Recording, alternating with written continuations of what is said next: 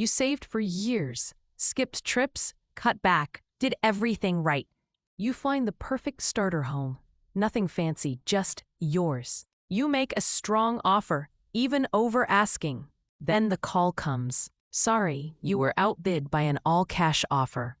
No inspection, no contingencies, closing in 7 days. You lost. Again. But it wasn't another family who beat you. It was a corporation, faceless, automated. A billion-dollar algorithm decided your neighborhood was an investment. And this isn't just you. It's millions of people. The game changed. And you're not competing with families anymore. You're competing with Wall Street. Let me show you how homeownership became impossible and who's profiting from it. First, you need to understand when everything changed. There was a moment when houses stopped being homes and started. For most of the 20th century, houses were just shelter. The government even helped people buy them. After World War II, programs like the GI Bill opened the door. Homeownership was seen as a social good, a way for regular people to build a life. But somewhere along the way, that changed. The shift exploded after the 2008 financial crisis. Millions of families lost their homes. For families, it was devastating. For Wall Street, it was an opportunity. Private equity saw houses selling at huge discounts. They realized they could buy them in bulk, rent them out, and turn housing into a new asset class. Firms like Blackstone led the charge. Their subsidiary bought tens of thousands of single-family homes. These weren't apartments. They were suburban starter homes, and they paid cash for all of them. Why become landlords? Because rent shows up every month. Unlike stocks, it doesn't crash overnight, and house prices usually rise over time. So they win twice, rent and rising values. But their real advantage is speed. Families need mortgages, inspections, and time. Corporations don't. No inspections, no appraisals, 7-day closing. Sellers love certainty. You can't compete with that. The market isn't families versus families anymore. It's families versus billion-dollar funds. And once corporations buy these homes, they never sell them back. Fewer homes for buyers means higher prices. But it gets worse, because now they've built something even more powerful. Remember that sick feeling when you lost your dream house? Here's what you didn't know. You never had a chance. Because the decision wasn't made by a person. It was made by an algorithm, and it saw the house before you did. This isn't just private equity anymore. A new buyer emerged. iBuyers. Companies like Zillow, Opendoor, and OfferPad. These aren't humans browsing listings. They're machines scanning data 24/7. Predicting which neighborhoods will heat up next. The algorithm analyzes millions of data points. Sales, schools, crime, jobs, even online chatter. It predicts hot markets with scary accuracy. Before you see the listing, the algorithm already made an offer, and that all-cash offer isn't just faster. It's guaranteed. Your mortgage needs an appraisal. If it comes in low, the deal dies. Cash buyers don't need any of that. They don't care if they overpay today. They're playing a long game. Rent covers the costs. Appreciation does the rest. This creates an artificial shortage. In some cities, investors own 1 in 4 homes. Families fight over what's left. This isn't just big cities anymore. It's moving into suburbs and small towns. Why can't you compete? Because you need to live there.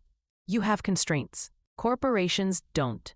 They aren't buying homes. They're buying yield. One number matters: rental return. Once they own it, they raise the rent. Faster than wages will ever rise. A family gets outbid again and again. Now they're renting the same kind of house, paying more than a mortgage would have cost. That extra money doesn't build equity. It flows straight to Wall Street. Over decades, that adds up. This isn't about losing one house. It's about losing the wealth ladder itself. And the consequences are bigger than you think. Now let me show you where this is all heading. This isn't just a housing crisis. It's the creation of a permanent underclass. If that sounds dramatic, just wait. There's an uncomfortable historical parallel. In medieval Europe, serfs worked land they never owned. They paid rent their entire lives. They couldn't build wealth or pass anything down. Landowners got richer. Serfs stayed poor generation after generation. Now watch the modern version take shape. A permanent renter class is forming. People who will pay landlords their entire lives and never own property. The wealth gap this creates is massive. Let's do the math. $2,000 a month, 30 years. That's $720,000 paid to a landlord. At the end, you own nothing. No equity, no assets, nothing to pass to your kids, just hundreds of rent receipts. Now imagine the alternate universe. Same house, same $2,000 payment. But this time, you own it. After 30 years, the mortgage is gone. You have an asset worth hundreds of thousands. You can retire. You can help your kids start ahead. You can borrow safely in emergencies. That's the difference between owning and renting. Building wealth versus surviving. This is why homeownership built the middle class. But when corporations lock the supply, that path gets cut off. You rent while your landlord builds wealth. So why doesn't the government fix this? Because the system benefits insiders. Banks need high home prices. Politicians fear another 2008. Older homeowners vote and they benefit. Cheaper housing hurts their net worth. Some say, just build more houses. But investors buy those too. Entire subdivisions, sold in bulk. A few countries are pushing back. New Zealand banned foreign buyers. Canada is considering limits too. In the US, lobbying is powerful. Real estate money blocks reform. A system isn't broken. It's working exactly as designed. You're not losing because you failed. You're losing because the game was rigged before you even sat down. So what does this mean for your future? And your kids? Let me spell it out. Homeownership didn't become impossible by accident. It wasn't avocado toast.